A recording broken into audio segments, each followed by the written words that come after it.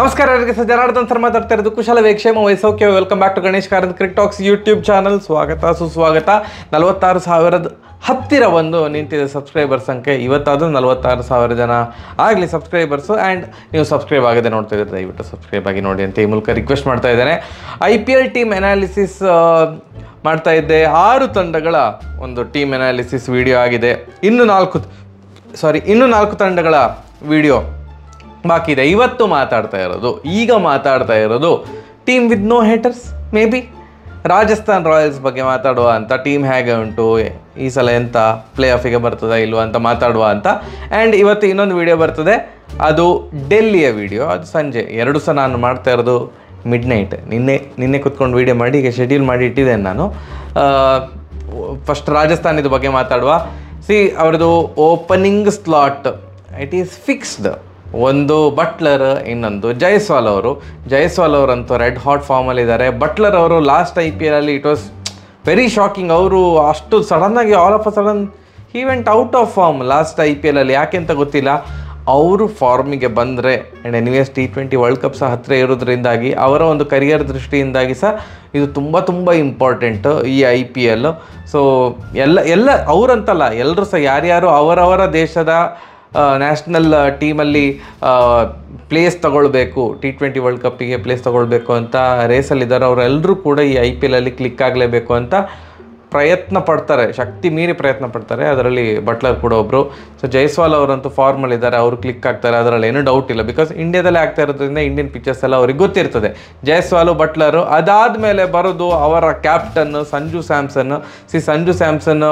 ನಾವು ಹೇಳ್ತೇವಲ್ಲ, ಅಂದರೆ ಸಪೋರ್ಟ್ ಈಸ್ ಮೋರ್. ಅವರಿಗೆ ಭಯಂಕರ ಸೋಷಿಯಲ್ ಮೀಡಿಯಾದಲ್ಲಿ ಆಗಿರ್ಬೋದು, ಇನ್ಕ್ಲೂಡಿಂಗ್ ಮೀ. ನನಗೆ ಸಂಜು ಸ್ಯಾಮ್ಸನ್ ಅಂದರೆ ಇಷ್ಟ ಆಗ್ತದೆ, ಅವರ ಆಟ ಎಲ್ಲ. ಬಟ್ ಅವರಿಗೆ ಚಾನ್ಸ್ ಸಿಕ್ಕಾಗ ಅದನ್ನು ಉಪಯೋಗಿಸ್ಕೊಂಡಿಲ್ಲ.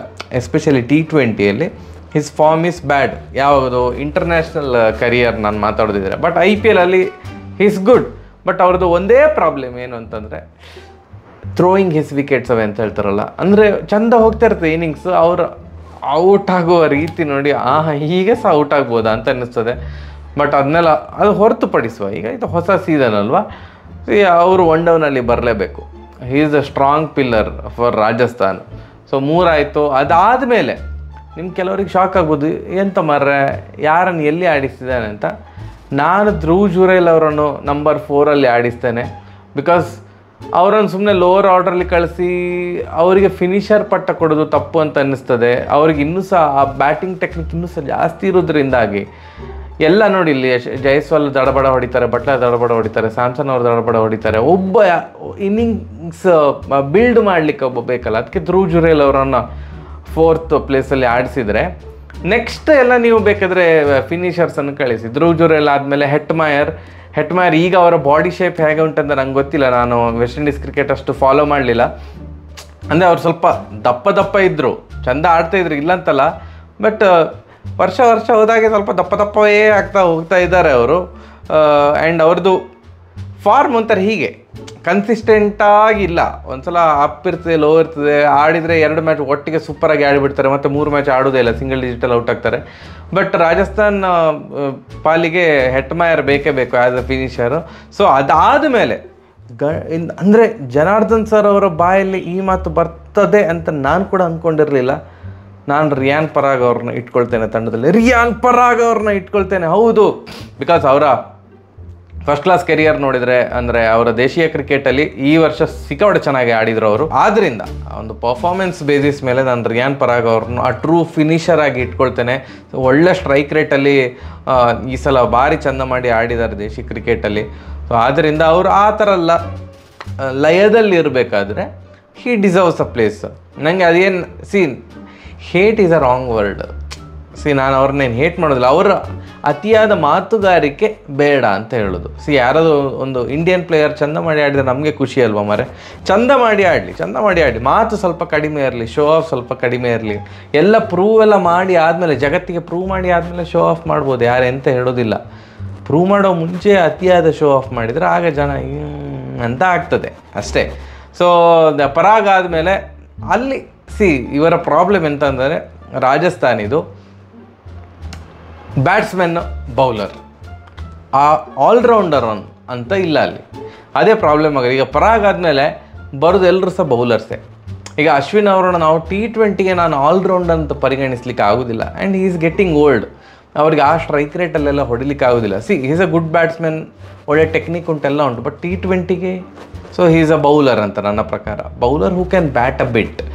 ಸೊ ಪರಾಗ್ ಆದಮೇಲೆ ಬರೋದು ಅಶ್ವಿನ್ ಆದಮೇಲೆ ಅಲ್ಲಿ ಮೈನ್ ಒಂದು 2 ಫಾರಿನ್ ಫಾಸ್ಟ್ ಬೌಲರ್ಸ್ ಬರ್ತಾರೆ. ಯಾರು ಅಂತಂದರೆ ಬೋಲ್ಟ್ ಬೇಕೇ ಬೇಕು. ಓಪನಿಂಗ್ ಓವರ್ ಹಾಕಲಿಕ್ಕೆ ಅವ್ರಿಗಿಂತ ಒಳ್ಳೆ ಬೌಲರ್ ಇಲ್ಲ ಅಂತ ಅಂದ್ಕೊಳ್ತೇನೆ ರಾಜಸ್ಥಾನ್ ಪಾಲಿಗೆ.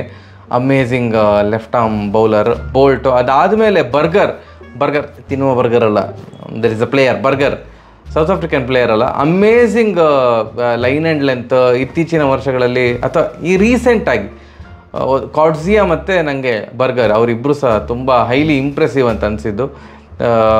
ಬರ್ಗರ್ ಬೇಕು ಆಡಲಿಕ್ಕೆ. ಅದಾದಮೇಲೆ ಆವೇಶ್ ಖಾನ್, ಬೇರೆ ದಾರಿ ಇಲ್ಲ, ಅವ್ರದ್ದು ಬೌಲಿಂಗ್ ಆಪ್ಷನ್ ಸ್ವಲ್ಪ ಕಡಿಮೆ ಉಂಟು. ಇಂಡಿಯನ್ ಫಾಸ್ಟ್ ಬೌಲರ್ ಕಡಿಮೆ ಇದ್ದಾರೆ, ಅಂದರೆ ಕ್ವಾಲಿಟಿ ಪ್ಲೇಯರ್ಸ್ ಕಡಿಮೆ ಇದ್ದಾರೆ.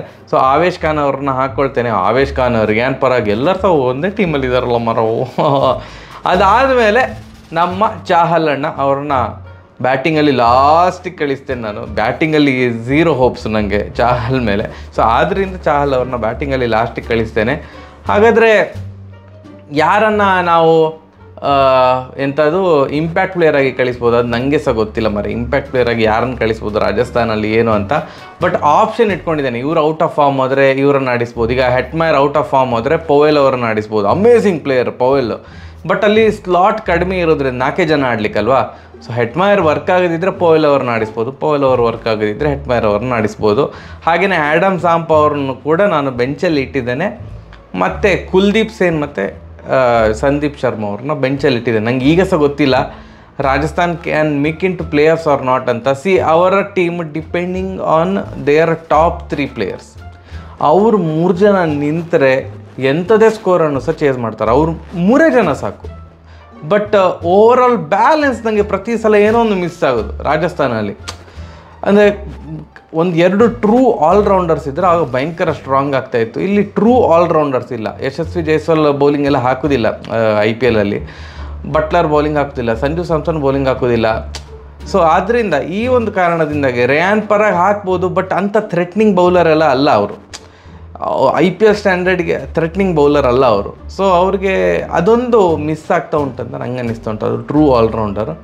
Team is good but can make in to playoffs I don't think so. ನೋಡುವ, ಅಂದರೆ ಹೇಳಲಿಕ್ಕೆ ಆಗೋದಿಲ್ಲ. Depends on top 3 players. ನಿಮಗೆ ಅಂತ ಅನ್ನಿಸ್ತದೆ ಅಂತ ಕಮೆಂಟ್ ಸೆಕ್ಷನಲ್ಲಿ ತಿಳಿಸಿ. ಇನ್ನೊಂದು ವಿಡಿಯೋ ಸಂಜೆ ಅರೌಂಡ್ 4 ಗಂಟೆಗೆ ನಾನು ಶೆಡ್ಯೂಲ್ ಮಾಡಿರ್ತೇನೆ. ಸರಿಯಾಗಿರು ಬರುವ. ನಮಸ್ಕಾರ.